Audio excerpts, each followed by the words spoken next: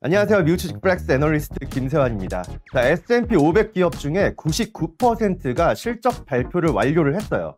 이번 실적을 한마디로 정리하면 이익은 감소하고 있지만 생각보다 나쁘지 않았다. 저희는 이렇게 한마디로 표현을 하고 있는데요. 오늘도 저희 유증호 선임 연구원 모시고 같이 한번 얘기를 나눠보겠습니다. 연구원님 안녕하세요. 안녕하세요. 확실히 이익 둔화는 나타났어요. 그렇죠? 네, S&P 500 기업의 주당 순이익 평균은 전년 동기 대비 2.1% 감소했습니다. 감소 폭은 줄어들고 있지만 아직 확실히 둔화를 이겨내지는 못한 거죠. 저희가 주가 측면에서 한번 접근을 해보면 일단 우리가 나쁠 거라는 건 이미 모두 알고 있었죠. 경기 침체 온다, 계속 이익 빠지고 있다, 이렇게 저희가 알고는 있었는데 실제로 뚜껑을 열어보니 예상보다 나쁘진 않았을 때 오히려 이럴 때 또 주가는 또 상승 여력이 나타나잖아요. 네, 맞습니다. 이번 주당 순이익 서프라이즈율은 77%로 과거 5년 평균인 78%와 비슷한 수준을 기록했는데요. 매출 서프라이즈도 74.4%가 나오면서 그냥 평균 정도는 했다 였습니다.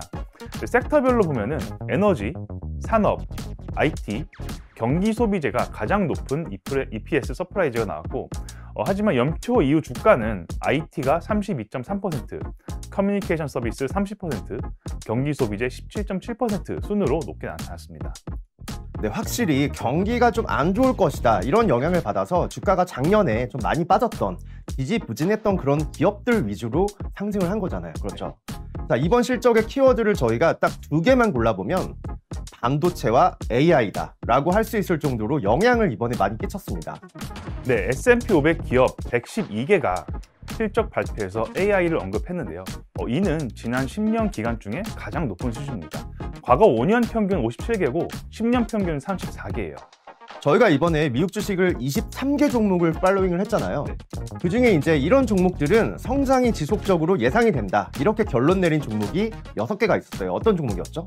AMD, 서비스나우, 온세미컨덕터, 페라리, ASML 홀딩, 알파벳이 있습니다. 네, 저희가 주가 상승 여력은 첫 번째로는 12개월 선행 PBR과 ROE를 비교를 해서 상승 여력이 양의 값을 나타내는지 이걸 측정을 했고, 두 번째는 ROE가 지속적인 상승 흐름을 만들어내고 있는지를 검토를 했고요.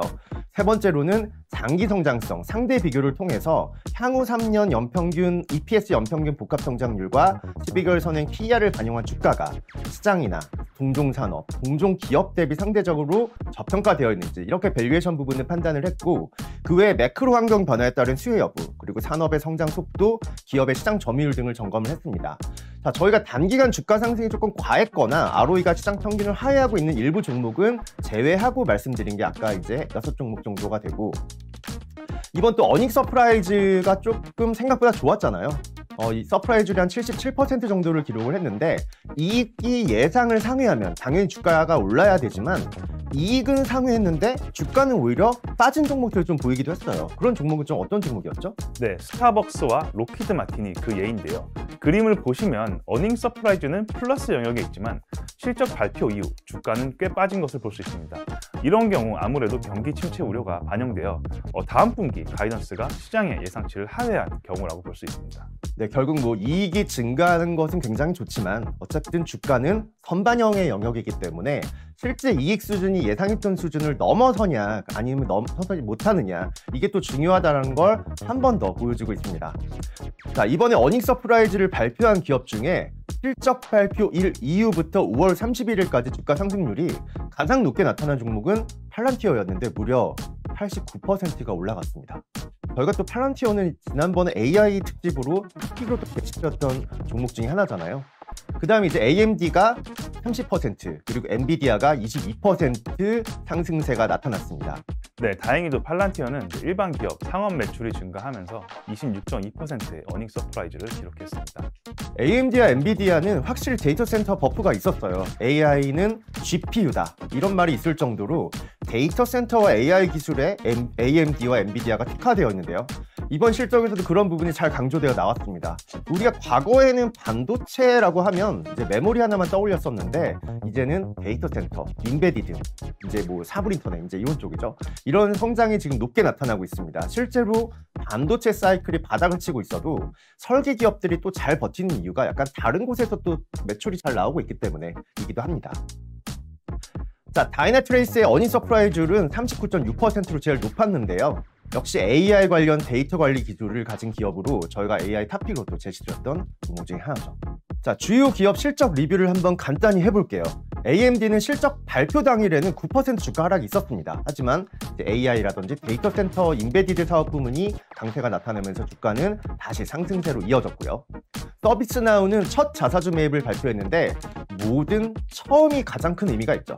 이제는 벌어들인 수준이 어느 정도 되니까 주주에게 환원을 해주겠다인데 자사주 매입은 자기자본 이익률 상승으로 이어지는 중요한 요소 중에 또 하나입니다. 자, 온세미컨덕터는 전기차 배터리 소재 실리콘 카바이드 장기 계약이 증가세를 나타내고 있기도 합니다. 네, 페라리 같은 경우는 신차 새로운 SUV인 프로상계의 수요가 공급을 초과할 정도로 높게 나타나고 있습니다. 또한 상대적으로 높은 마진에 기반해서 안정적 이익 성장도 나타나고 있죠. 향후 첫 전기차 출시도 앞두고 있어서 저희는 꾸준한 성장이 기대된다라고 보고 있습니다. ASML 홀딩 같은 경우 2023년 순매출이 23%, 그중에 EUV 매출은 약 40% 성장할 것으로 전망되고 있는데요. 향후 신규 EUV 출시도 앞두고 있어서 향후 이게 2나노미터 반도체 공정이 필수적일 것이라고 합니다. 그래서 높은 수요가 예상되고요. 신규 EUV 같은 경우 가격이 기존 대비 약 2배 이상 인상될 예정으로 매출과 마진 개선이 기대된다라고 보고 있습니다. 자, 마지막으로 알파벳 같은 경우는 이번에 새로 제시한 생성형 인공지능 모델 바드의 업그레이드가 성공적으로 이어졌어요. 구글은 자사의 플랫폼에 이제 팜2 모델, 대규모 언어 모델이 적용된 제품을 시장에 출시하기도 했습니다. 자, 이번 실적 시즌도 저희가 무사히 마쳤습니다. 고생 많으셨어요. 네, 이 종목 리포트가 여기는 뭐 짧게 얘기를 하고 있지만 사실 한 종목당 리포트가 뭐 20페이지 넘어가는 것도 있잖아요. 어디서 좀 봐야 되죠? 네, 저희가 언급한 각 종목의 풀 리포트는 KB 리서치 홈페이지에서 확인 가능합니다. 네, 그럼 오늘 미우치직 플렉스는 여기서 마치도록 하겠습니다. 감사합니다. 감사합니다.